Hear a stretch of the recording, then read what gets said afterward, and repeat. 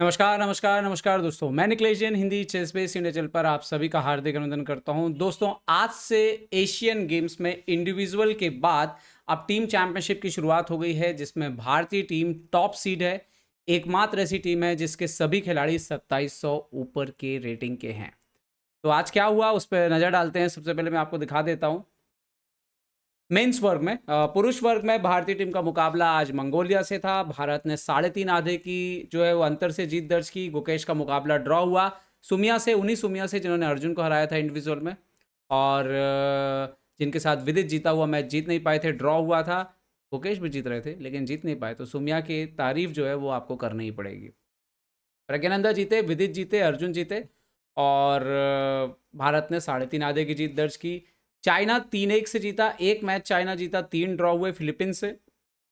मतलब कमोबस फिलीपींस ने अच्छी टक्कर दी चाइना को। रेटिंग वाइज इंडिया की टीम चाइना से भी ऊपर है इस टूर्नामेंट में, बहुत ही स्ट्रांग है रेटिंग वाइज। ईरान का मुकाबला हुआ बांग्लादेश से। बांग्लादेश ने 1.5 अंक बना लिए, 2.5 से ही जीता ईरान। ईरान की टीम में बरहम मकसूदलू हैं, ईरानी पौवा हैं, तो ठीक ठाक टीम है उनकी भी। उज्बेकिस्तान जो कि ओलंपियाड की गोल्ड मेडल विनर है, और इसी रेटिंग के साथ इनने ओलंपियाड जीत लिया था भाई। ये इसी रेटिंग के साथ, तब तो अब्दुल सत्तारो 2700 भी नहीं थे। उज्बेकिस्तान किर्गिस्तान से 3-1 से जीता। 2 मैच ड्रॉ हुए, अब्दुल सत्तारो जीते, याकूब जीते। बाकी तो ये सबसे मेन खिलाड़ियों टीम के जो है वो परिणाम थे। और भारतीय टीम के अगर हम बाकी नतीजों के बारे में बात कर लेते हैं एक बार,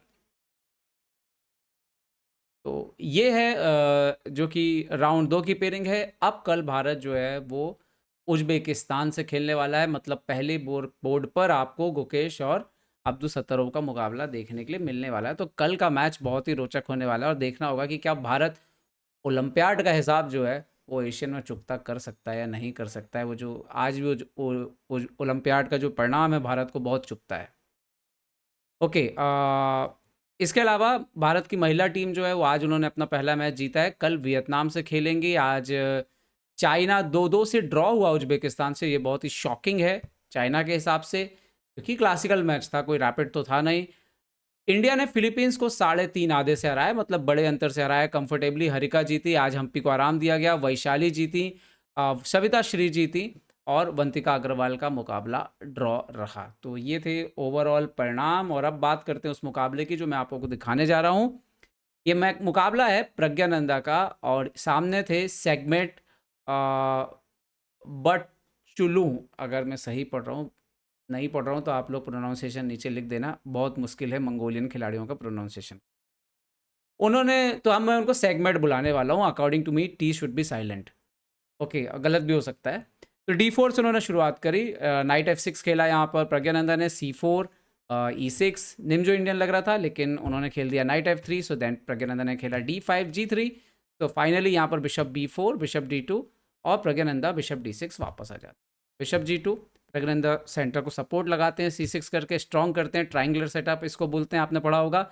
नाइट C3 कैसलिंग कर लिया प्रज्ञानंदा ने, तो अपना डेवलपमेंट कंप्लीट करने में लगे हुए थे। यहाँ पर B3 लाइन खेली इन्होंने प्रज्ञानंदा ने, तो इमीडिएटली जो है वो नाइट E4 खेला। ये आइडियाज़ हम देखते हैं कई बार, बहुत सारी लाइन्स में इस्तेमाल होता है। QGD में भी बहुत बार इस्तेमाल होता है। आप नाइट को E4 लेके जाते हैं, एक्सचेंज करते हैं, सामने वाले का नाइट मूव करता है, फिर आप F5 से सपोर्ट लगाते हैं। ओके, यहाँ पर नाइट S3 खेला, और ये पूरे प्रोसेस में एक्चुअली में ब्लैक का जो रिस्पॉन्स था वो उतना अच्छा नहीं था। और जब ये नाइट E4 ऊपर आए थे, इनको मारने की बिल्कुल ज़रूरत नहीं थी, कैसल कर सकते थे, वो बेटर मूव होता। बट एनीवे, ये पोजीशन ऑलरेडी प्रज्ञानंदा के लिए अच्छी आ चुकी थी।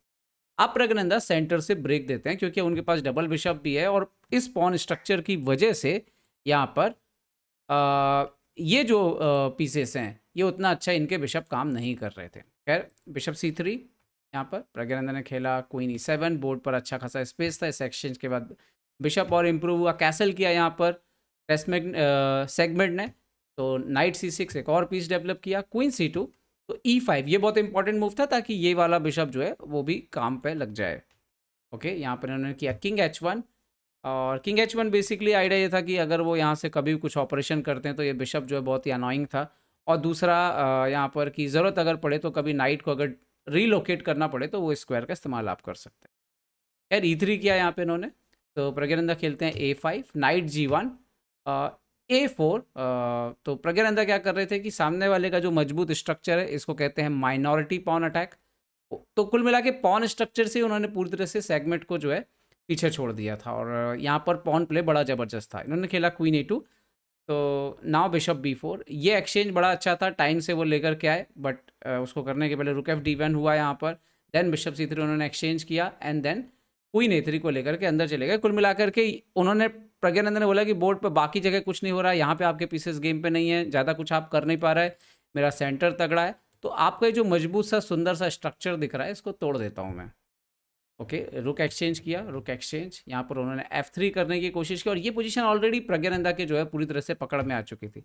रुक D3, क्वीन E1, EF3, पहले तो ये एक्सचेंज किया, एंड देन यहाँ पर एक इंपॉर्टेंट मूव था, प्रोफिलेक्सिस कभी ना भूलें, आप कितना भी अटैक कर रहे हो, सामने वाला आपके ऊपर आ सकता है, उसको ऐसा कोई मौका न दें जहाँ से सामने वाला बेहतर हो जाए। लेकिन ये जो नाइट F3 था, अभी ये देखिएगा आगे क्या होने वाला है।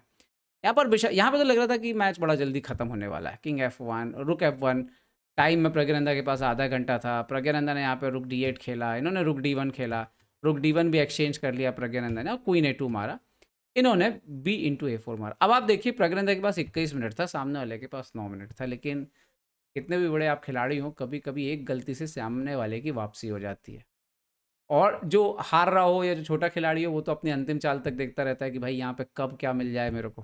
प्रज्ञानंदा ने बड़े आराम से यहाँ पे बिशप C4 मारा, और ये पोजीशन सडनली जो है वो इक्वल हो गई। क्यों इक्वल हो गई? क्योंकि यहाँ पर सेगमेंट ने अपना बिशप नहीं बचाया, वो अंदर आ गए क्वीन को लेकर के। क्यों लेके अंदर आ गए?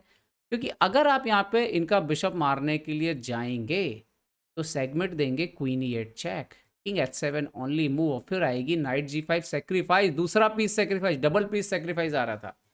मारना only move, and then check check check check check check, मतलब मैच हो जाता ड्रॉ पीस अप होने के बाद भी। तो प्रज्ञानंदा से ये चाल दरअसल मिस हो गई जब उन्होंने बिशप C4 मारा, और जैसे ही सेगमेंट ने क्वीन D7 खेला तो इसके बाद प्रज्ञानंदा को समझ में आया कि भैया ये तो गलती हो गई। यहाँ पे उसके बाद उन्होंने 8-8.5 मिनट सोचने के बाद बिशप F7 खेला। अब क्वीन इंटू B7 मिल गया और पोजीशन बिल्कुल इक्वल हो चुकी थी।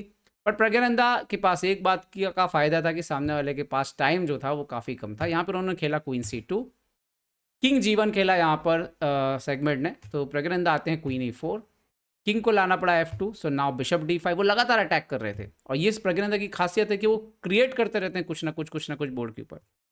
नाइट H4, किंग H7 अपने, और प्रोफिलेक्सिस जरूर करते हैं सामने वाले को। वो एक प्रोफिलेक्सिस मिस हुआ मानता हूँ, बट लगातार वो ध्यान देते हैं, ये उनकी खासियत है।